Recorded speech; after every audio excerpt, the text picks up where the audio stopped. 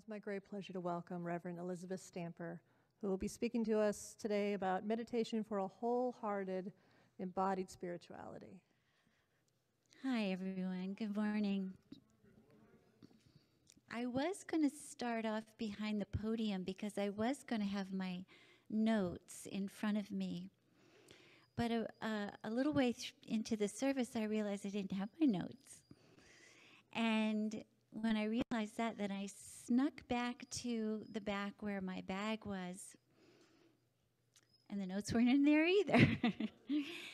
And then I remembered that I had said something to a friend recently about wanting to just speak from my heart, to just find that way of connecting so deeply to spirit inside me, which is also the spirit inside you, and speaking just from the consciousness why I meditate. That is why I'm here today, the consciousness of peace and inner harmony and a kind of a well, really, within us, from which springs all things, including these beautiful puppies that are here today. So here I am, noteless, but I feel like you've got my back. So thank you for that. What I really want to share is my love for meditation. And I'll start with why I came to meditation in the first place, which was really over 50 years ago. And it was from a place of suffering. But then all the great sociologists and psychologists tell us we don't change radically. We don't initiate something new in our life unless we're in pain, unless we're suffering. And that's when we start to look around and question what is and ask what could be more. And I very much remember lying on a hillside, looking up at the sky. I was about 18 years old and just saying, okay, God, if you if you are something, if there is something, what's the meaning of all this suffering that I feel inside me, that I see around me in the world? And it was very shortly after that, probably a few weeks, I went to visit a friend who was actually going to Brevard Community College in Cocoa Beach back in 1970-something. And I flew down to Melbourne Airport. It's a tiny little airport then. She picked me up. It felt like everywhere we went were dirt roads. I know they weren't, but it just felt so uninhabited. And my friend was already doing yoga and meditation. She was a vegetarian. So I just kind of jumped on that ship with her, went back to college and started. Very soon after I got back to college, I discovered meditation. And my first meditation teacher, he was a guru from the East, from India.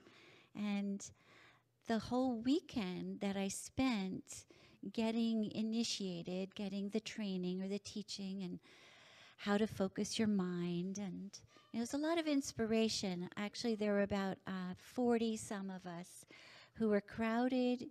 Of course, we all sat on the floor in those days, you know. We're all crowded into a little living room in a farmhouse somewhere in Hyattsville, Maryland.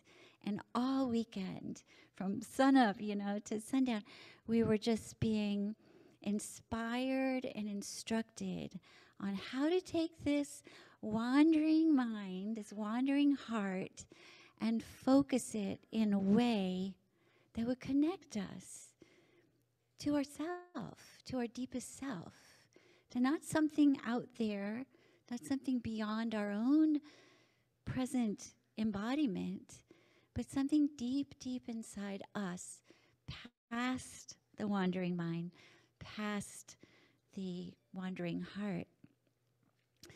So the next morning, and I was given the instruction to meditate for an hour in the morning and an hour at night. So the next morning I get up and I sit down and I meditate. And I do the techniques. And I just felt like all I did the whole time was think and think and think. Everybody relate to that? Just mind, just chatter, chatter, chatter, chatter. But I got up after an hour. I'd done my techniques. I got up after the hour and I said, well, I'm just beginning. Just a few more years and I'll get this down. So, but then my next thing to do that day was really interesting because my grandmother was in the hospital. And I got a ride to go visit her. And I remember walking in and sitting next to her. And I love my grandmother, my Nana. She's very dear. But the time that I spent with her, maybe a half hour, 45 minutes, I felt like I had never felt so much love with another human being in my life. It was almost like I didn't even realize it till I was walking out of a room.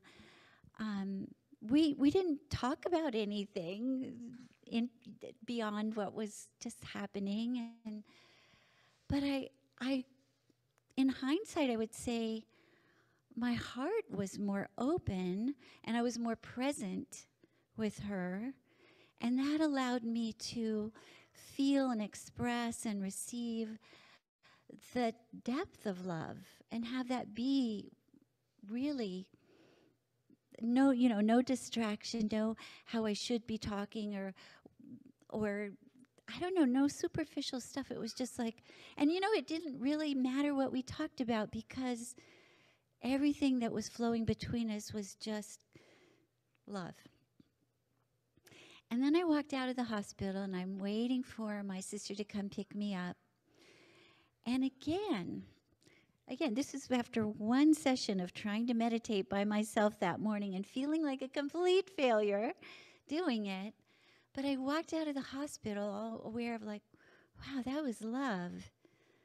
That was beautiful. And then I'm standing there and I'm looking around and everything looked beautiful in that way, as if, imagine if you'd been blind all your life and all of a sudden you got sight, you got vision, and you looked around at green grass and tall trees and an amazingly blue sky, and it was exquisite, and everything looked so alive, like everything was vibrating with life force. So this was I didn't have that experience after every meditation, I tell you, but sometimes I think that when we're beginning a spiritual path, there's a lot of grace. We're given a lot of grace. It's like the curtain is drawn aside by who knows what, and we are allowed to see and experience something that it is. We come to know it is inside us, and if it's inside me, it's inside everyone, and it's never not here. So let me just let you see it. So now you can practice focusing your mind, your attention, your purpose on what will allow that curtain, that veil to be drawn aside more often, more consistently, and make your life more beautiful day by day by day. So there are three aspects to meditation that I think are really important. There's a bazillion different forms and practices, right? And I'm not one of those persons I found my one form and that's the only one. I wedded it for life. But I love exploring all the different forms of meditation because to me they're all, they're different portals. They're different ways to access this well of wisdom and serenity inside us. Different ways to access that well. Continue that metaphor. Sorry, different buckets to drop down into the well. Or as Jesus called this state of consciousness that we're aspiring for, he called it the kingdom of heaven within you. And he kind of also said that the kingdom of heaven is all around you. Those curtains pulled aside, right? So maybe all the different forms of meditation are just different keys to the kingdom, different ways to enter into this non-ordinary state of consciousness. So the three elements that I believe are in every effective form of meditation are kind intention, focused attention, and open presence. So I'll say that again and we'll go a little bit deeper into what each of those means to me. So kind intention. And if you want, just put your hand on your heart with me. And you know the kindness that's in you, right? So imagine that we start meditation because we want to be that kindness. We see the suffering. If we see the suffering in ourselves, we want to be kinder to ourselves. If we see the pain in the world, we want to bring more kindness to the world. So loving kindness, kind intention. So starting our practice then with a kind intention. And for all of us, it might take different forms, you know, that little prayer, that little, okay, I'm just going to settle in. May I be free of suffering is the very well-known Buddhist intention. May you be free of suffering. May you be at peace. So something like that. Let's just take a moment and do that. Hand on the heart, dropping down to feel that hand, to feel our hearts. And in your own way, saying something that is about setting a kind intention for everything and everyone.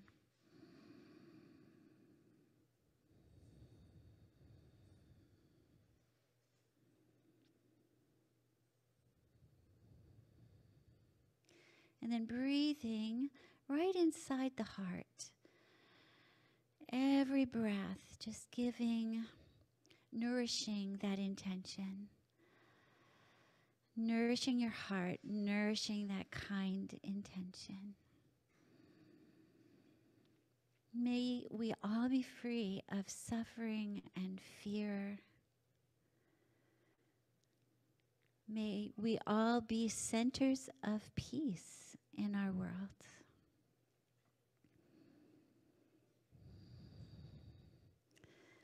Okay, we'll open our eyes again. And the second element now is focused attention. So I'm going to go a little bit into my psychotherapy background. There's something that we know has been discovered lately from neuroscience called the default mode network. And even though those words may be familiar to you or not, we are all familiar of what it does.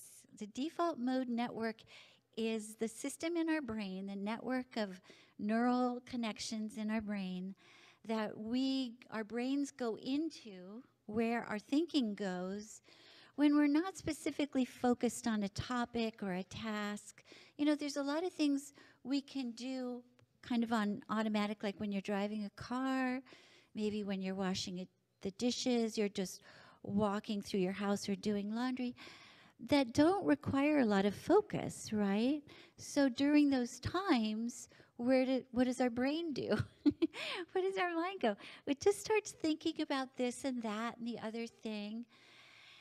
And often it goes into the default mode network, which is thinking about those kind of unresolved little pieces of our life. For me, it might be something like, I said something to my friend the other day. I hope it didn't hurt her feelings, or I hope that didn't disturb, you know, like, should I apologize? Should I go back and try to say something? I wonder what so-and-so thinks about this or about that. It's this self-referential a lot of times, like, I need your approval, I need, you know, control and sanity in my life, so I'm thinking about that. I just fall into those worry loops, right? They're just kind of worry loops. And other times it could just be depressive thoughts. Depressive thoughts, because when we feel sad or depressed, we want to fix it, we want to get out of it. So it's an actual network in our brain that lights up. That's how they found out about it. And meditation quiets that.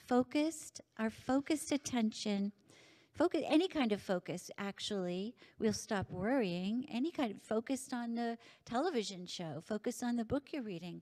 We stop that default mode network, that worry loop. But focused meditation, that's when we put our attention on these practices that can lead us past that state of mind, that, like, get beyond the curtain, so to speak. So focused attention. And what I had you do a moment ago was focus your attention on your heart, on your breath, and on your intention. So it's a very clear focus, right? It's not just on anything. It's on what will help me move into a more peaceful state.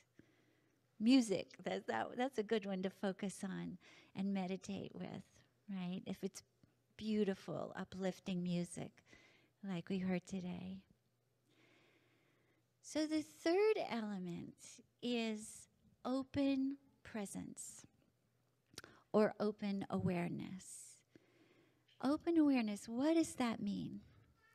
I'm going to tell you one more personal story. And again, this one, well, the lead into it is a little bit different. But when this happened about 20 years ago, so I'd already been a meditator for 30 years, pretty consistently, and explored a lot of different meditations, but all of it was about focusing on and finding the love and the light within and nourishing that and resting in that. So about 20-some years ago, a little over 20, maybe 25 years ago, I woke up one morning and I realized, I remembered what had happened the night before, which was that the guy I was in love with had broken up with me. And you know, there's a kind of a split second in the moment in the morning when you wake up and you don't remember that, and then it hits you. And I was so heartbroken. I was devastated.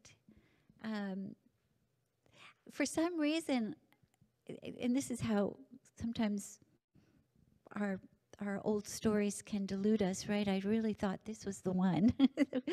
I'd only known him 2 months, but already he's the one. And luckily, he recognized that I was not the one. But with the heartbreak that I felt, I just started to weep. I just started to cry. And I just cried, and I cried, and I cried.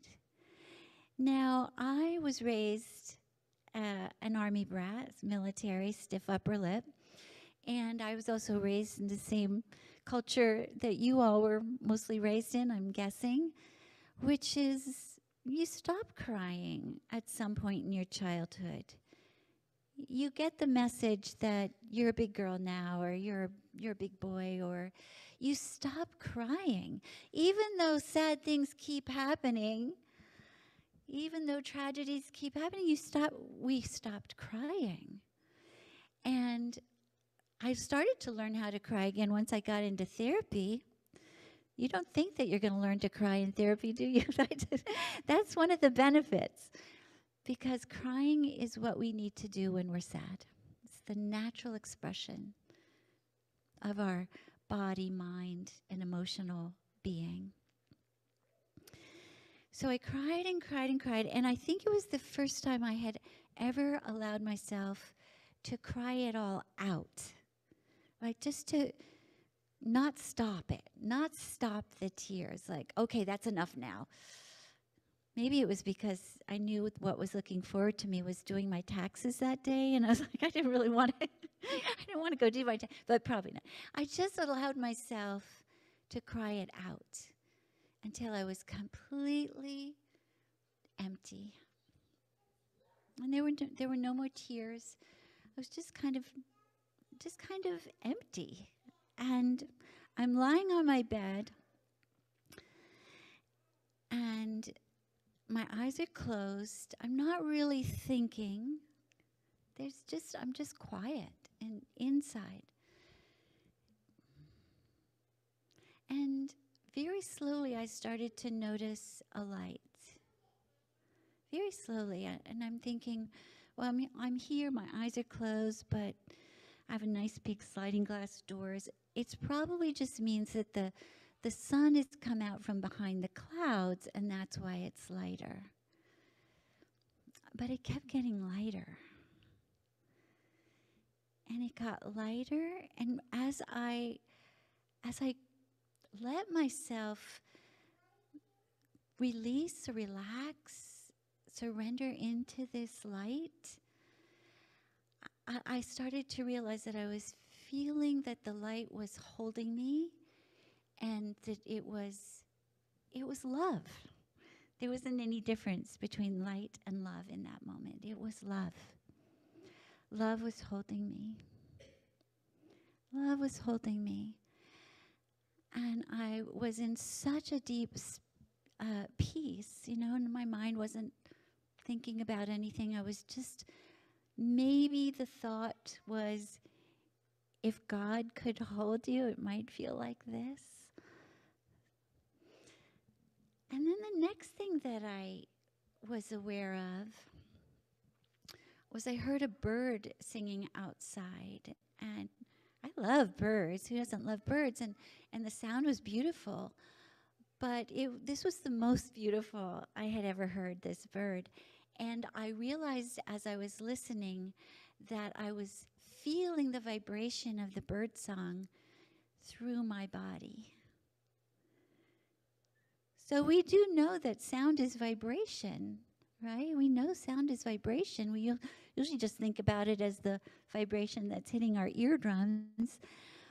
But this vibration, because I was so open, it moved through me. It moved through me. And it was gorgeous. It felt beautiful. It felt ecstatic in a way, quietly ecstatic. And I just sat there enjoying it for a little while, and it kind of made sense because, well, bird songs are beautiful, and I'm peaceful, and love is holding me, so this is beautiful. And the next thing I heard was a truck rumbling down the highway. And this is not one of my favorite sounds, and I would never call it a beautiful sound. But in that state, as the vibrations of that sound moved through me, it was just as ecstatic. Because there was no resistance in me to anything in that moment. I was in a totally receptive state. I believe that this all happened for several reasons, mostly because of grace, right? We can't, no matter how much we try, how long we sit, we can't make those moments happen. They just come. And then we do our best to stay in it as long as possible and hold it close and be grateful. But because I had been meditating for a long, long time, and I really had many moments of feeling intense love, of feeling the inner light, of being in that, just little glimpses here and here and here and here. So, and then the crying kind of emptied me out of everything else. So that there was only openness here, emptiness as in openness, openness as in empty of everything else. And so that allowed the experience, that experience to be given to me.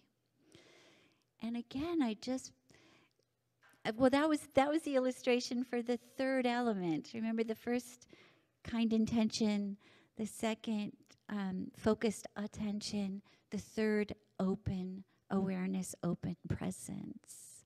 So what can we do to open our awareness and our presence?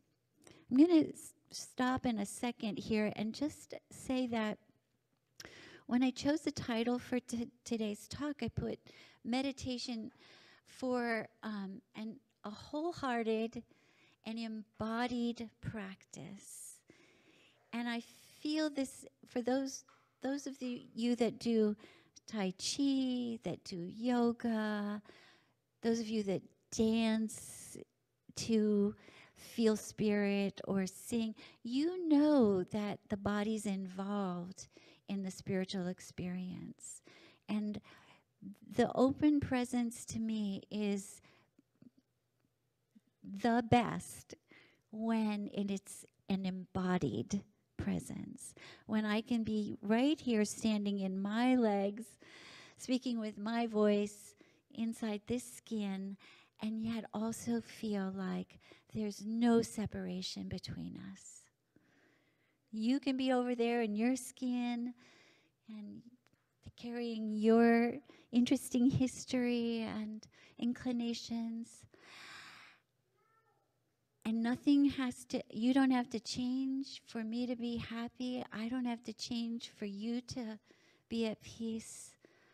Because deep inside, we're connected in the deepest peace that there is. That state of consciousness, that kingdom of heaven. So that's it. That's all I have to say. Thank you so much. Thank you so much.